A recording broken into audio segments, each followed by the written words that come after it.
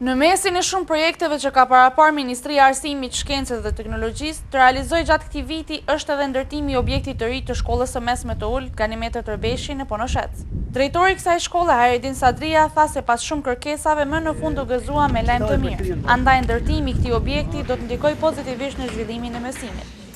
Lajmi i Drejtorisë së Arsimit, Diana Çakaxhia, na ka gëzuar pa mos, se ne rregullisht kemi pas premtime, po kësaj radhe jemi gëzuar na nxënësit dhe prindit, që veç është miratuar nga Ministria e Arsimit që të fillojë ndërtimi i shkollës në Ponoshec. Për momentin janë siguruar 50 mijë, po kjo vetëm si fillim, me mundësi rishqyrtimit në 6 muajin e dytë ose vitin e ardhshëm. Me ndërtimin e shkollës së re, cilësia do të rritet edhe më shumë, do të kemi hapësinë më shumë, më komode, nxehme më të mirë, kështu që edhe rezultati nuk do të mungojë.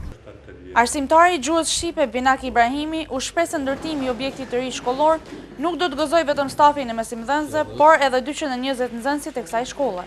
Sigurisht se këtë lajm e kemi prit mirë, se moti ka qenë nevoja edhe na kemi pas dëshirë të gjithë se të bëhet një shkollë e re. Sigurisht do të bëhet me kushte, me kabinete, me dhoma më të rregullta, me gjitha ato se sa di kërkon një shkollë për me qenë, do të na lehtëson punën e mësimit.